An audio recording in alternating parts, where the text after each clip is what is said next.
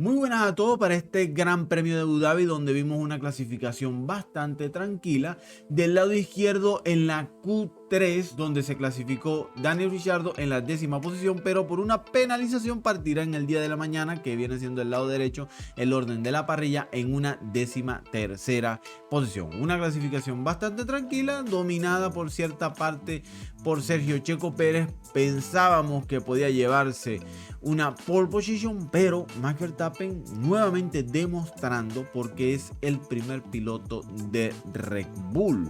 mostrando ese tiempazo de 1.23 con 824 milésimas de segundo. Ahora vamos a la parte más curiosa que a muchos les gustan, lo que vienen siendo los datos análisis telemétricos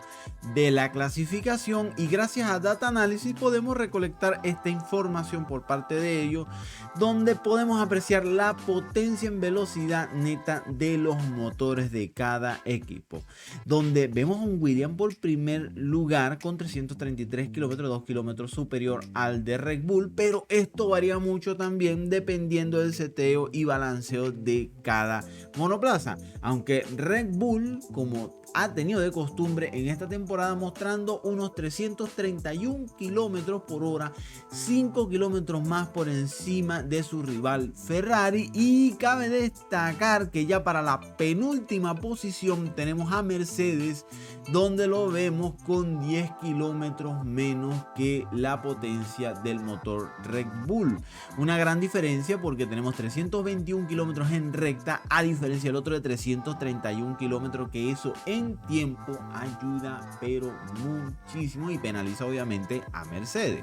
Y aquí nuevamente podemos verificarlo contra un Verstappen, Leclerc y Hamilton, que pueden estar apreciando aquí en la parte de arriba los colores de cada piloto con sus monoplazas y tiempo del cual pudieron ser un poco más rápido. Pero una característica muy especial que podemos ver acá es que el Red Bull exprime mucho más y demuestra mejor potencia a la hora de tener una larga recta, o donde ese monoplaza necesita esa velocidad necesaria para tener mejores tiempos. Aunque vemos a un Ferrari dominar en las partes más trabadas con curvas de altas velocidades, y un Mercedes que deja un poco que desear, aunque tenemos a un Hamilton diciendo que el problema de Mercedes en la hora de la clasificación fueron los frenos, que no pudieron demostrar o atacar las curvas de poca velocidad o altas velocidades con mejores especificaciones o mejor rendimiento para los pilotos Hamilton y George Russell. Pero es contradictorio, ya que aquí en esta imagen pueden ver lo que vienen siendo las aceleraciones laterales de Hamilton, Leclerc y Verstappen, y podemos ver que lo que viene siendo a la hora de salir con muy buena tracción de una curva y tener obviamente esa mejor aceleración lateral, al Mercedes le cuesta mucho porque pierden ese agarre necesario. En cambio, lo que viene siendo el Ferrari junto al Red Bull, que obviamente lo hizo mucho mejor, esa aceleración lateral la tienen mejor dada, llevando a que ese monoplaza tenga mejor agarre y mejor tracción a la hora de salida de las zonas trabadas, que obviamente vienen siendo las curvas, tanto de lentas velocidades como rápidas velocidades. Y aquí podemos verificar un poco más lo que vienen siendo las bajas y altas velocidades, donde mantenemos a Red Bull con esas altísimas velocidades, donde es necesario en esas largas rectas que el monoplaza necesita demostrar junto a ese potente motor.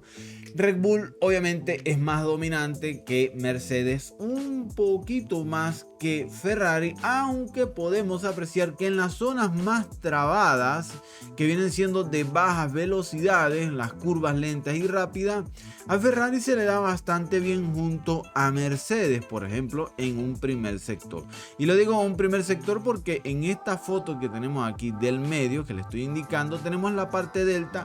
del primer, segundo y tercer sector, donde en ese primer sector vimos a un Hamilton de color verde claro,